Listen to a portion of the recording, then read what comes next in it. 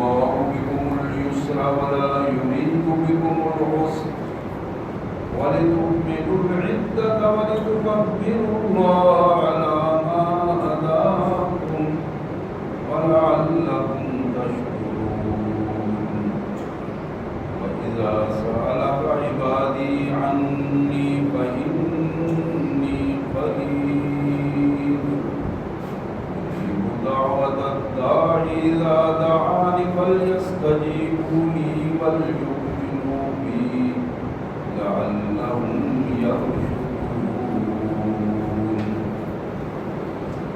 آمنت بالله صدق الله العظيم. اللهم صل على سيدنا مولانا محمد وعلى آل سيدنا مولانا محمد كما صليت على إبراهيم وعلى آل إبراهيم إنك حميد مجيد. اللهم بارك على محمد وعلى آل محمد كما باركت على إبراهيم وعلى آل إبراهيم إنك حميد مجيد. اللهم صل على جميع الأنبياء والمرسلين وعلى الملائكة المقربين وعلى سائر الصحابة والتابعين وعلى عباد الله الصالحين. اللہ کے پاک کلام قرآن مجید میں یہ دوسرا پارہ ہے اور سورہ البقرہ کی 2 آیات میں نے تلاوت کی ہیں، آیت نمبر 185 186. آئیے دونوں آیات کا سب سے پہلے مفہوم ترجمہ اور پھر اس کے پس منظر میں نبی رحمت صلی اللہ علیہ وسلم کے ارشادات کے حوالے سے مختصر سے گفتگو. بسم اللہ الرحمن الرحیم. اللہ کے مبارک نام سے جو بڑا مہربان بہت زیادہ رحم کرنے والا ہے. شہر رمضان، رمضان المبارک کا ماہ مبارک، الذی، اس کی شان یہ ہے انزل فیہ القرآن، اس میں قرآن مجید نازل کیا گیا.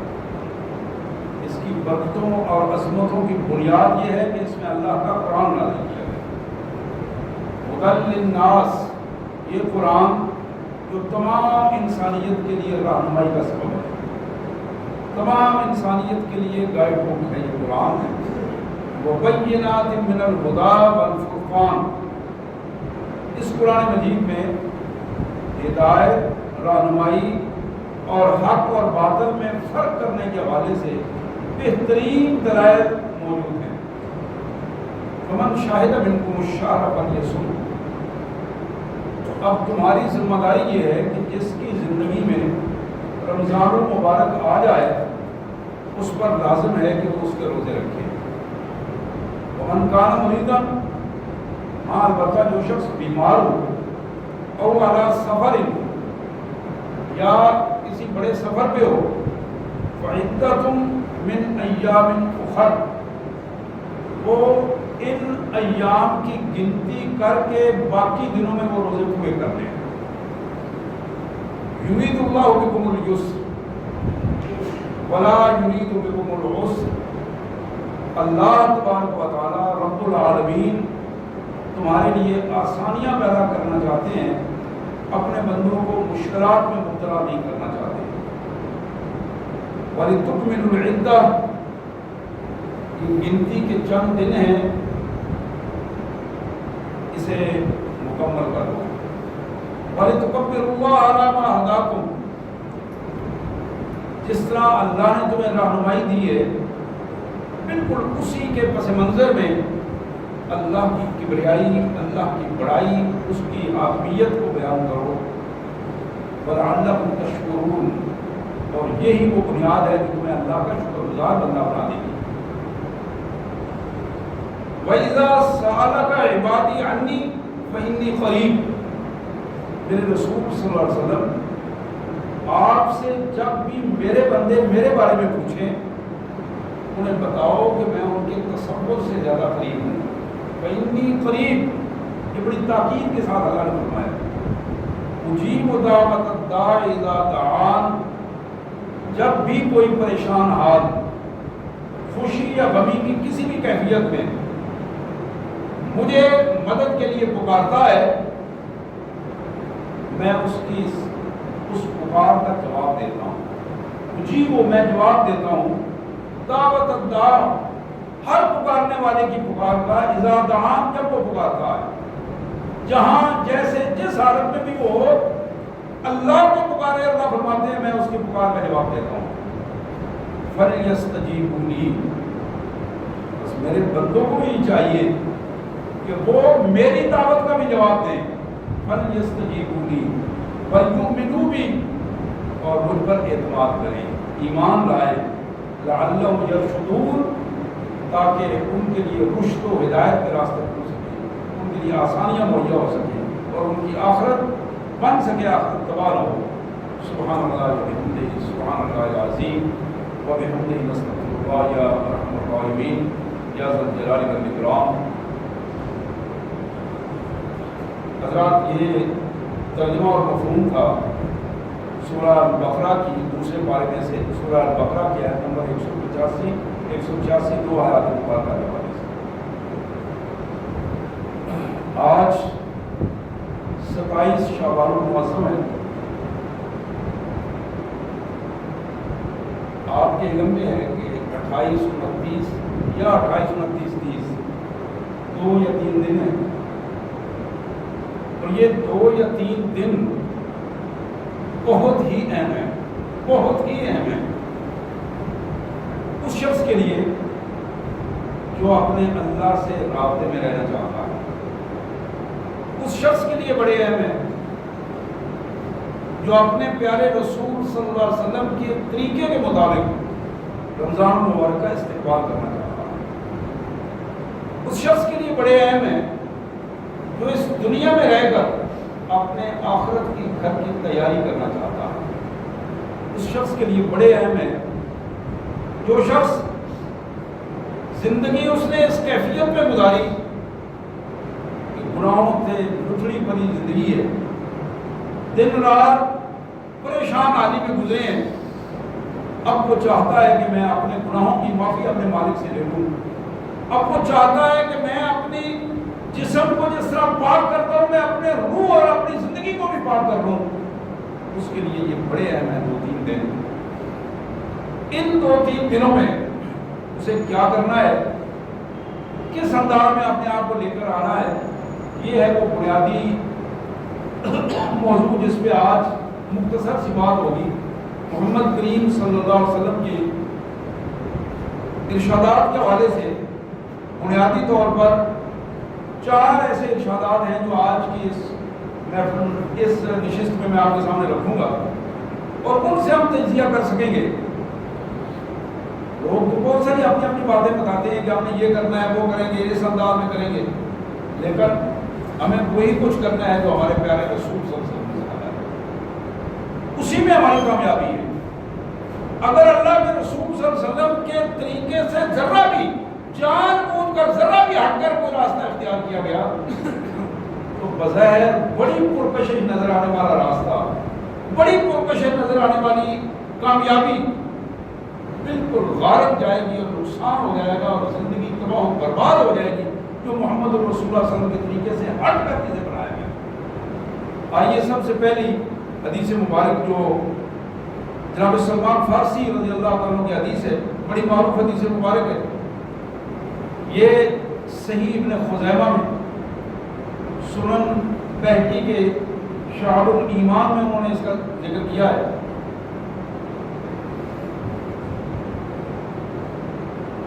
مشکات شریف میں بھی یہ موجود ہے. ترغیب و ترہیب حدیث کی کتاب ہے، اس میں بھی یہ حدیث مبارک موجود ہے. جناب سلمان کہتے ہیں خطبنا رسول اللہ صلی اللہ علیہ وسلم فی آخر یوم من شعبان. آج 27 ہے تو رسول اللہ صلی اللہ علیہ وسلم نے شعبان کی آخری رات، آخری دن، آخری رات، یہ 29ویں 28ویں کی تھی یا 29ویں کی تھی، اللہ کے رسول صلی اللہ علیہ وسلم نے ہمیں اکٹھا ہونے کا حکم دیا اور پھر خطبہ ارشاد فرمایا. اس خطبے میں پوائنٹ کے اعتبار نکات، عام کو تقریری انداز نہیں تھا. حضور صلی اللہ علیہ وسلم خطبہ میں کوئی چیز بلا مقصد نہیں ہوتی تھی آپ کی، مختصر سی بات ہوتی تھی، مختصر سا خطبہ ارشاد فرماتے تھے۔ یہ حدیث پورا ایک خطبہ ہے، لیکن آپ اندازہ کریں گے بالکل پوائنٹ وائز رسول اللہ صلی اللہ علیہ وسلم نے ایک ایک چیز کا اعزاز فرمایا ہے۔ سب سے پہلے آپ نے فرمایا قد اولکم شہر عظیم مبارک، یہ سب سے پہلا جملہ ہے جو خطبے کے بعد آپ نے فرمایا۔ اللہ کا برکتوں والا مہینہ، عظمتوں والا مہینہ، دو چیزیں آپ نے فرمایا، شہر عظیم مبارک، برکتوں والا مہینہ، عظمتوں والا مہینہ، تم پر سایہ ختم ہونے والا ہے، اللہ کی رحمتوں کو لے کر تمہیں ڈھانپ لینے والا ہے۔ اب یہ پہلی چیز ہی اس بات کا اشارہ دے رہی ہے کہ اگر تم اللہ کی رحمتوں، عظمتوں اور برکتوں کو حاصل کرنا چاہتے ہو تو پھر ابھی سے الرٹ ہو جاؤ، تو برکتوں اور رحمتوں کو لے کر آ رہا ہے۔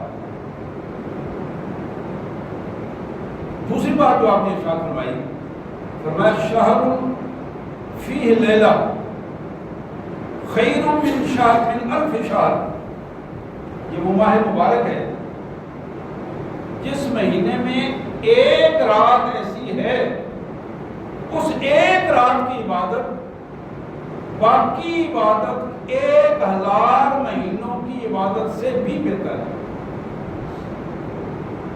شہر فیہ لیلہ خیر من الف شہر، اس حوالے سے بھی اللہ کے پیارے رسول صلی اللہ علیہ وسلم نے اپنی امت کو وقت سے پہلے خبردار کیا کہ اگر اس شب قدر تم ادھر ادھر بھٹکتے پھر رہے ہو، راتیں ڈھونڈتے پھر رہے ہو، کبھی اس کے لیے چراغ جلاتے ہو اور کبھی بتیاں جلاتے ہو اور کبھی کچھ کرتے ہو اور کبھی کچھ کرتے ہو، آؤ میں تمہیں بتاؤں۔ محمد کریم صلی اللہ علیہ وسلم نے ارشاد فرمایا، یہ قرآن کے الفاظ ہیں اور پھر حدیث کے الفاظ ہیں، اس ماہ مبارک میں ایک رات ایسی اللہ نے رکھی ہے جس کی ایک رات کی عبادت باقی اوقات میں 1000 مہینوں کی عبادت سے بہتر ہے، اس جیسی نہیں ہے، خیر اس سے بہتر ہے۔ اللہ تیسری چیز آپ نے خطبے میں رسول کائنات صلی اللہ علیہ وسلم نے ارشاد فرمائی، جعل اللہ صیامہ فریضہ وقیام لیلۃ تطوعا، اللہ نے اس ماہ مبارک کے دن کے ٹائم روزہ رکھنے کو فرض قرار دیا۔ اس میں کوئی آپشن نہیں ہے، کوئی چھوٹ نہیں ہے، یہ فرض ہے، اور ہر مسلمان کو جو بیمار نہ ہو، صحت اس کی ٹھیک ہو اور مقیم ہو، سفر میں نہ ہو، اس پر فرض ہے کہ وہ روزہ رکھے۔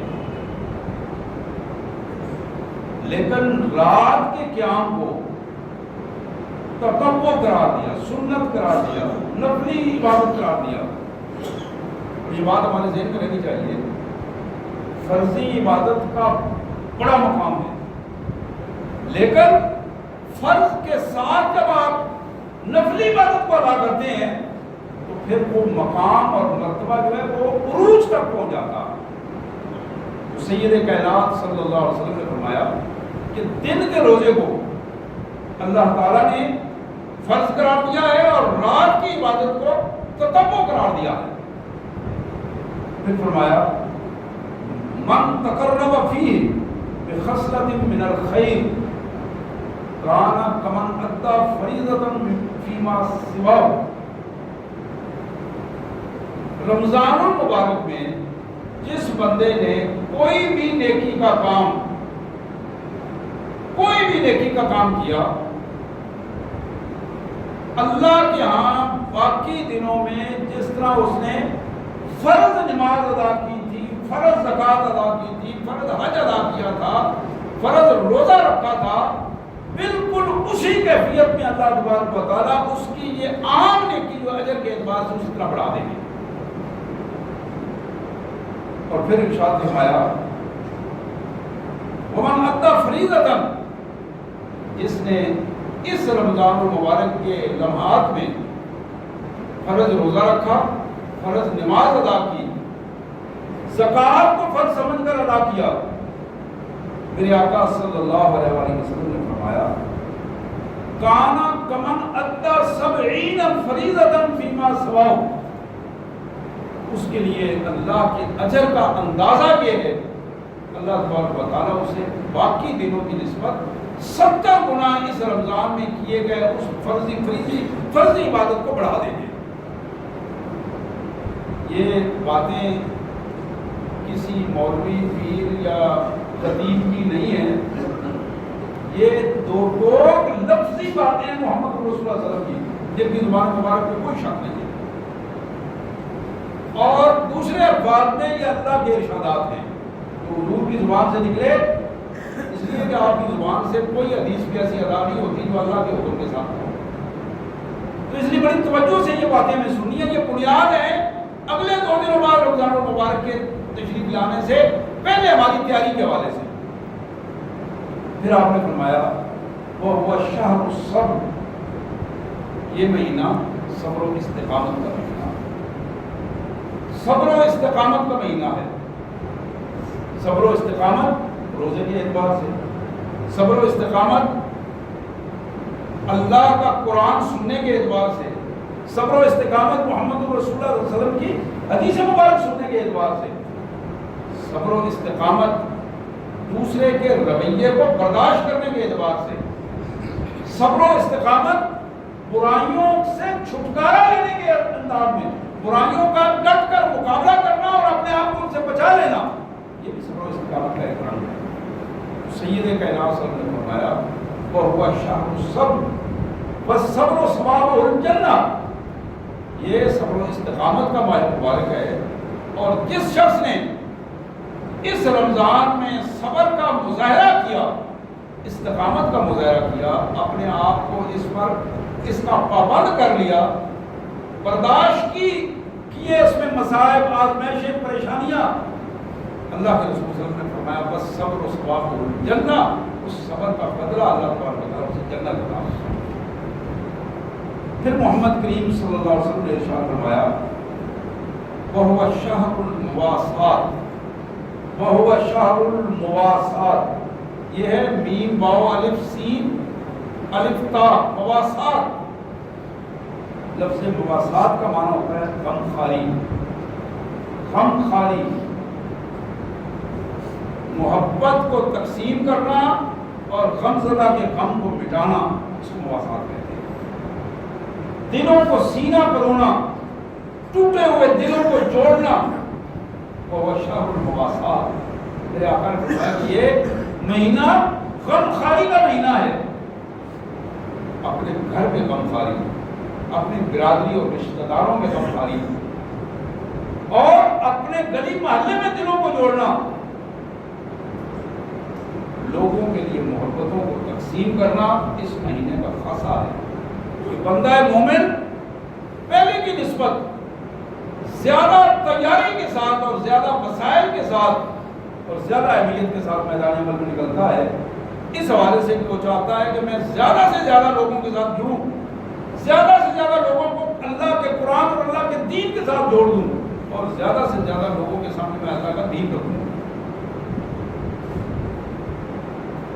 یہ ذہن میں رہنا چاہیے کہ یہاں شہر المواسات کے حوالے سے خصوصاً مسلمانوں کو نہیں بتایا گیا، لیکن مسلمان کو حکم دیا گیا ہے کہ اگر تمہارے رہائشی رینج میں، تمہارے علاقے میں کہیں کوئی غیر مسلم بھی رہتا ہے، تم اس کی بھی غم خواری کرو، تم اس کے لیے بھی آسانیاں پیدا کر دو.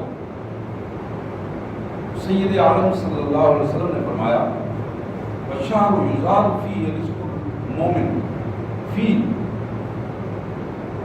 لوگوں، یہ وہ ماہ مبارک ہے، اللہ خیر الرازقین جو خزانوں کا مالک ہے، اپنے ایمان والے بندوں کا رزق اس میں بڑھا دیتا ہے. بڑھا دیا جاتا ہے رزق اس میں. بعض بندے اس کو محسوس کرتے ہیں، بعض کو محسوس نہیں ہوتا، لیکن اگر آپ سنجیدگی کے ساتھ اس کو محسوس کریں تو رزق میں برکت ہو جاتی ہے، رزق بڑھایا جاتا ہے برکات کے اعتبار سے، عملی اعتبار سے، اور اس رزق کے بڑھنے میں محمد کریم صلی اللہ علیہ وسلم نے فرمایا من فطر فی صائما کان مغفرۃ لذنوبہ، جو شخص اس رمضان المبارک میں خود وہ روزے رکھ رہا ہے، دوسروں نے روزے رکھے ہوئے ہیں، کسی روزے دار کا روزہ افطار کرواتا ہے، کان مغفرۃ لذنوبہ، وہ روزے کو افطار کروانا اس کے گناہوں کی بخشش کا سبب بن جاتا ہے۔ پھر نبی رحمت صلی اللہ علیہ وآلہ وسلم نے ارشاد فرمایا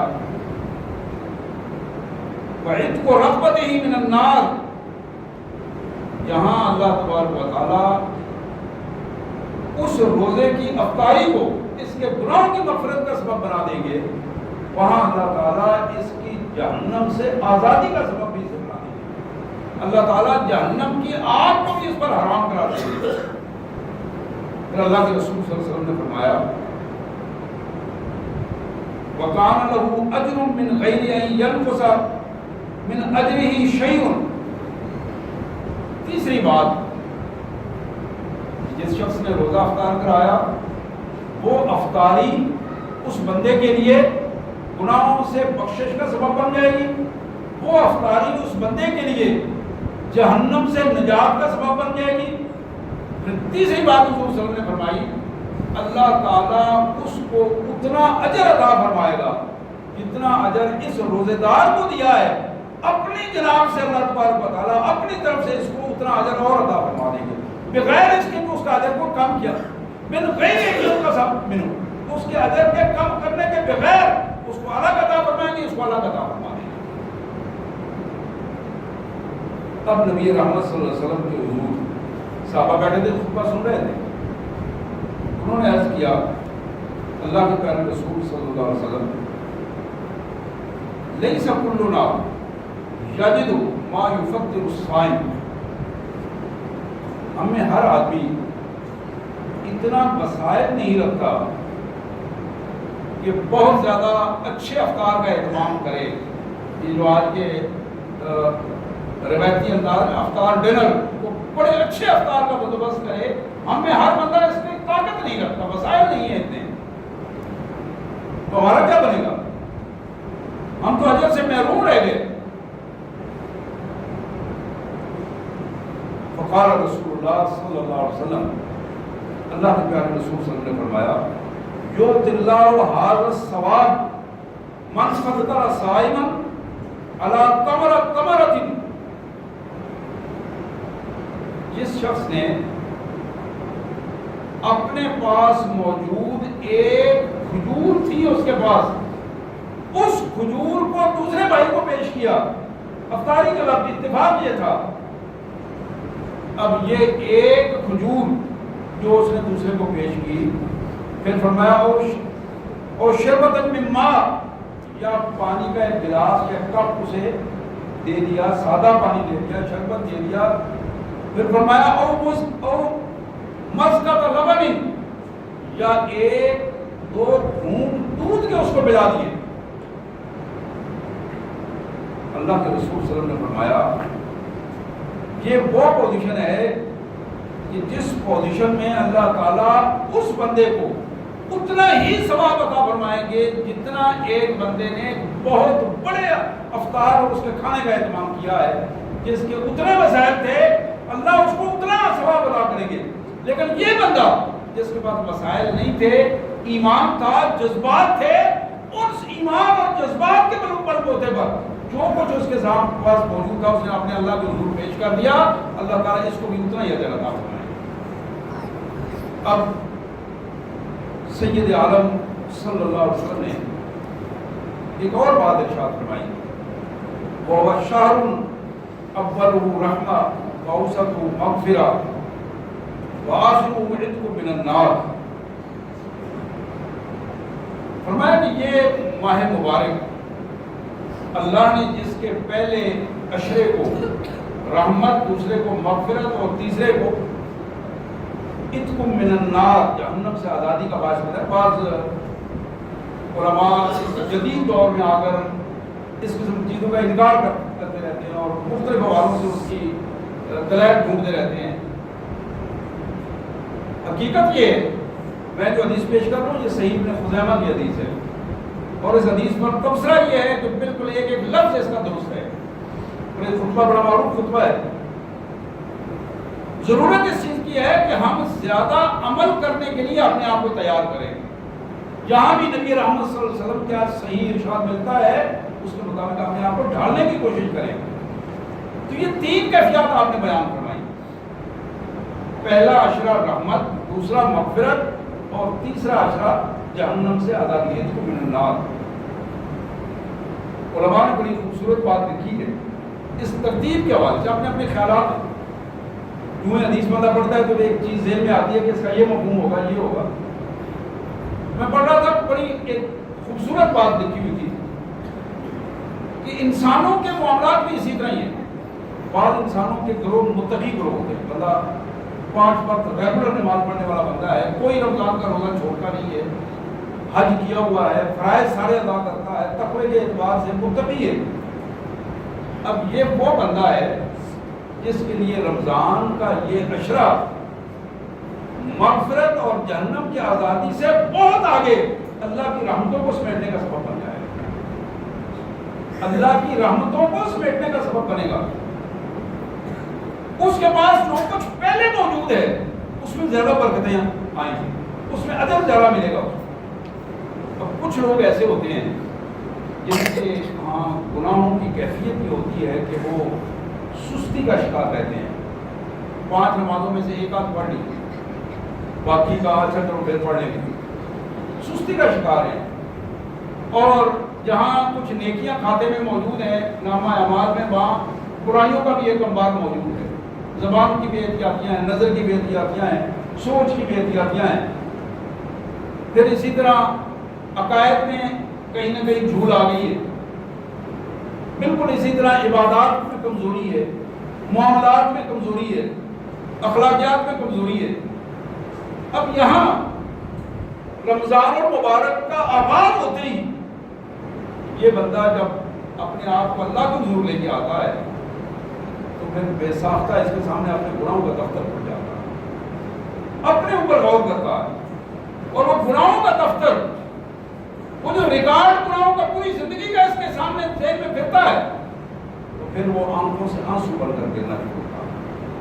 اور وہ آنسو جو اللہ کے حضور کو پیش کرتا ہے وہ آنسو جہنم سے آزادی کا سبب بھی بنتے ہیں، اللہ کے حضور گناہوں سے مغفرت کا سبب بھی بنتے ہیں، اور پھر بلاخر اس کے لیے رحمت کا سبب بھی بن جاتے ہیں. اور ایک آدمی جس نے پورا سال نہ فرائض کا خیال رکھا، نہ عبادات کا خیال رکھا، اسی طرح بے حصوں کی طرح اپنی زندگی بسر کی، لیکن شعبان کے آخری دنوں میں رمضان کا خیال آیا، اپنے آپ کو بدلنے کی کوشش کی، اللہ کو حضور آ گیا، گناہوں سے معافی مانگی. اب ایک انبار ہے جو اپنے کندھوں میں گناہوں کا لے کے آ رہا ہے. گناہ ہی گناہ نظر آتے ہیں، بے اعتدالی نظر آتی ہے. اللہ کے ساتھ بھی ظلم کیے ہیں، اللہ کے رویے کے ساتھ، اللہ تبارک و تعالیٰ کے حضور اطاعت میں ظلم کیے ہیں، بندوں کے ساتھ مظالم کیے ہیں اپنے رویوں میں. اب وہ بندہ رو رہا ہے، اپنے گناہوں کی معافی مانگ رہا ہے، بندوں کے ساتھ رویہ درست کر رہا ہے، اپنے اللہ کے جو رویے کو تبدیل کر رہا ہے. اب یہ بندہ ہے کہ رمضان المبارک گزرتا چلا جا رہا ہے، اس کے گناہوں کا ریکارڈ کم ہوتا چلا جا رہا ہے. اور پھر دوسری حدیث میں اللہ تعالیٰ نے فرمایا کہ یہی بندہ مسلسل جب اللہ کے حضور معافیاں مانگتا ہے، نتیجہ کیا نکلتا ہے کہ رمضان کے آخری رات ہوتی ہے اور پھر اللہ تعالیٰ فرشتوں کو گواہ کر کے کہتے ہیں کہ میرے فرشتوں یہ وہ بندہ تھا جس نے رمضان سے پہلے اپنی زندگی آلودہ کی ہوئی تھی، آج اس نے آ کے میرے حضور معافی مانگی ہے، اپنے آپ کو پاکیزہ کرنے کی کوشش کی ہے، تو میں نے تم گواہ ہو کہ میں نے اس کی زندگی کے سارے گناہ معاف کر دیے، اس کے لیے جنت کا راستہ آسان کر دیا. حضرات، یہاں وہ کیفیت ہے جس کو اللہ کے رسول صلی اللہ علیہ وسلم نے فرمایا کہ اس کا پہلا عشرہ رحمت، دوسرا مغفرت اور تیسرا عشرہ جہنم سے آزادی تک کے اسباب پیدا کرنے والا ہے۔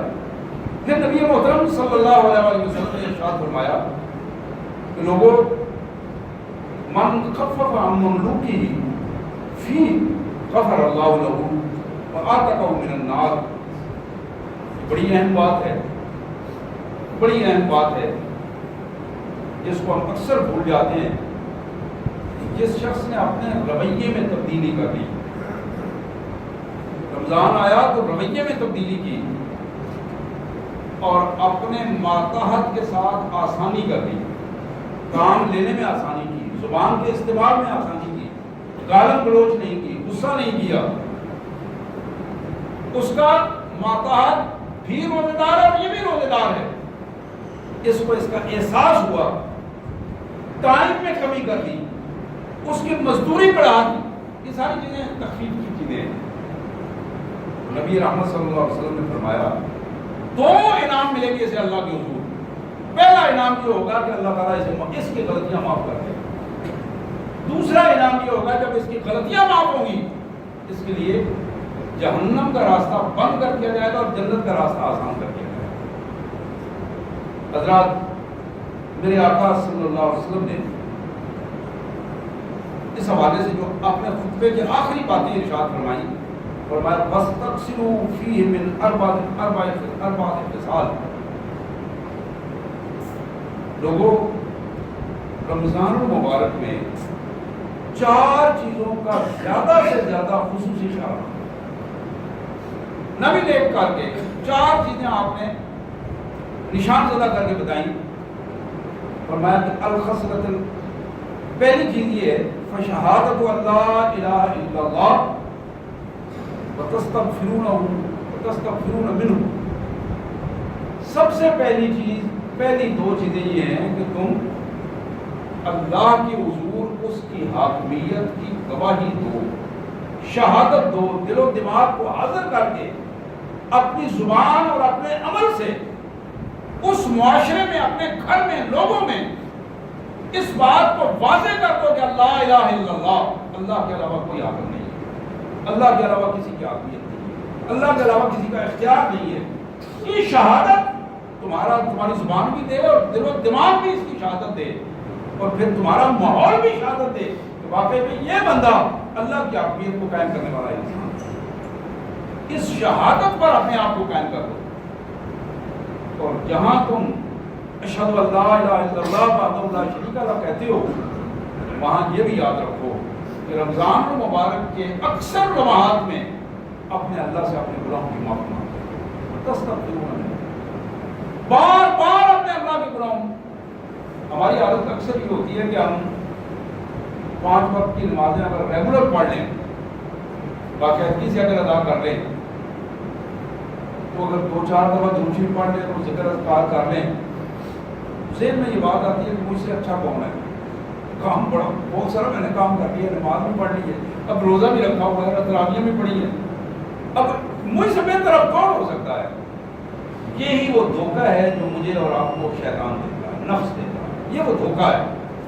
اس دھوکے کی وجہ سے جو کچھ ہم نے کیا ہوتا ہے وہی برباد ہو جاتا ہے۔ اس بات کا سب سے زیادہ خیال رکھنے کی ضرورت ہے، اس دھوکے سے، بربادی سے اپنے آپ کو بچایا جائے، اس کیفیت سے اپنے آپ کو بچایا جائے کہ ہم اس دھوکے، جو شیطان کا دھوکہ ہے، نفس کا دھوکہ ہے، جو ریاکاری کی کیفیت ہے، کبر کی کیفیت ہے، اس سے اپنے آپ کو ہم بچائیں۔ تو یہاں محمد کریم صلی اللہ علیہ وسلم نے فرمایا کہ 4 چیزوں کا خیال رکھو۔ 2 چیزیں ذکر و اذکار سے اپنی زبان کو تر رکھو، اور جو اپنی زبان سے کہہ رہے ہو اس کو اپنے دل و دماغ میں بٹھاؤ کہ یہ بات جو میں کہہ رہا ہوں، ایک بندہ کہہ رہا ہے استغفر اللہ، اس کے دل و دماغ کو یہ تسلیم کرنا چاہیے، ہاتھ جوڑ کر میں اللہ کے حضور اپنے گناہوں کی معافی مانگ رہا ہوں، تو اسے علم ہونا چاہیے۔ اگر وہ کہہ رہا ہے کہ لا الہ الا اللہ، میں شہادت دیتا ہوں کہ اللہ کے علاوہ کوئی معبود نہیں، تو یہ شہادت اس کے دل و دماغ پر سوار ہونی چاہیے، پتہ ہونا چاہیے کہ میں کیا کہہ رہا ہوں الفاظ۔